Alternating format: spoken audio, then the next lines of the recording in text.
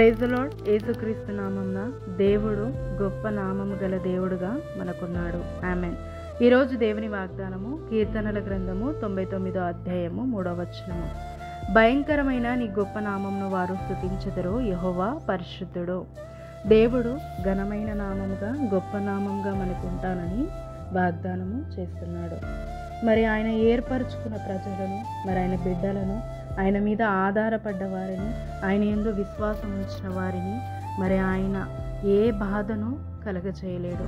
మరి ఎవరికైతే మరి ఆయన మీద ఆధారపడ్డారో, మరి దేవుడు ఏర్పరచుకున్న ప్రజలు ఉన్నారో, వాళ్ళని ఇబ్బంది పెట్టిన ప్రతి ఒక్కరికి భయంకరమైన దేవుడుగా మార్చబడ్డాడు.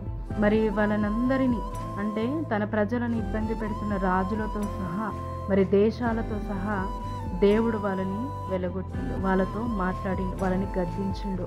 వారి నోటి ద్వారానే దేవుడు భయంకరమైన గొప్ప దేవుడు అని సెలవిచ్చేలాగా చేసిండు.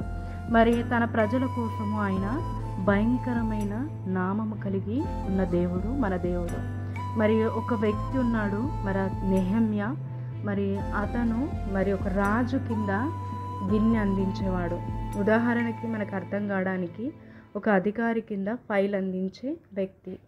మరి ఆయనకి పరిస్థితులు ఏ భయంకరంవి విన్నా ఒకటే మాట అనేది, భయంకరమైన నా గొప్ప దేవుడు, ప్రతి సమస్య నుంచి విడిపిస్తాడు, భయంకరమైన గొప్ప దేవుడు. నెహెమ్యా అధ్యాయం అంతా మనం చదివినట్టయితే నెహెమ్యా ఎక్కువగా చెప్పేది భయంకరమైన నా దేవుడు. మరి నిజంగా మరి ప్రతి పరిస్థితులలో మరి ఆయన స్తుతించేది భయంకరమైన గొప్ప దేవాని, ఆయన ఆరాధించేది భయంకరమైన నా గొప్ప దేవాని, మరి ఆయన కీర్తించేది భయంకరమైన నా గొప్ప దేవాని. అలా మరి ఆయన మీద ఆధారపడి మరి ప్రతి భయంకరమైన పరిస్థితిని మార్చుకున్నాడు నెహెమ్యా. ఈరోజు నువ్వు దేని విషయం బాధపడుతున్నావు? నీ పిల్లల అనారోగ్యం గురించి నువ్వు భయపడుతున్నావు. మరి ఏ విధంగా నాకు సమృద్ధి వస్తుంది, ఎలా బ్రతకాలి, ఎలా నాకు సహాయం ఎవరు చేస్తారు, నన్ను ఎవరు పోషిస్తారు, నన్ను ఎవరు విడిపిస్తారు? అనారోగ్యంతో బాధపడుతున్నావేమో, భయపడుతున్నావేమో, అప్పుల విషయంలో నువ్వు భయపడుతున్నావేమో, ఆర్థిక సమస్యలతో భయపడుతున్నావేమో, మరి ఏ పని, ఏ ఉద్యోగము, ఏ వ్యాపారము అభివృద్ధి పరచబడట్లేదని నువ్వు భయపడుతున్నావేమో, రేపటి దినం ఎలా అని నువ్వు భయపడుతున్నావేమో. దేవుడు ప్రతి పరిస్థితిని మార్చివేయు భయంకరమైన గొప్పదే. దేనికి నువ్వైతే భయపడుతున్నావో, దేని విషయంలో నిన్ను భయపెడుతుందో, ఏ పరిస్థితి అయినా కూడా దేవుడు అది ఆశీర్వాదకరంగా మారుస్తాడు.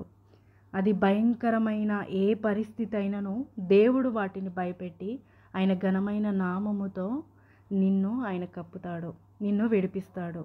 మరి దేవుడు ఈ వాగ్దానం అందరి జీవితంలో నెరవేర్చి మరి గొప్పగా మనం ఆయన నామాన్ని స్తుతించేవారుగా దేవుడు మనని చేయునుగాక. ఆమేన్. ప్రార్థించుకుందాము. తండ్రి, యేసుక్రీస్తు నామమున ప్రార్థిస్తున్నాము. నీవే ఘనమైన దేవుడవు తండ్రి, భయంకరమైన గొప్ప దేవుడవి.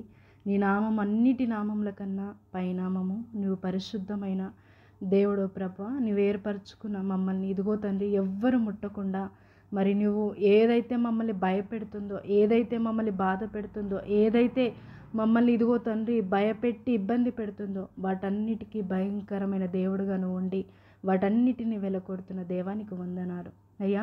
నిన్ను స్తుతించేవారుగా మమ్మల్ని చేస్తున్నావు. నీ ఘనమైన నామముని మేము కీర్తించులాగా మరి అనేకులకి మహిమకరముగా ఈ ఘనమైన నామముని నెహెమ్యా వలె మేము చెప్పులాగా, చాటులాగా నైనా మా జీవితంలో నువ్వు జరిగిస్తున్నందుకు వందనాలు. మరి ఈ ప్రార్థనలో ఏకీభవించిన ప్రతి ఒక్కరికి, ఈ వాక్యము చూస్తున్న ప్రతి ఒక్కరికి, ఈ వాగ్దానము పొందుకోవాలనే ఆసక్తితో ఎదురు చూస్తున్న ప్రతి ఒక్కరి జీవితంలో ఈ వాగ్దానాన్ని నెరవేర్చు తండ్రి.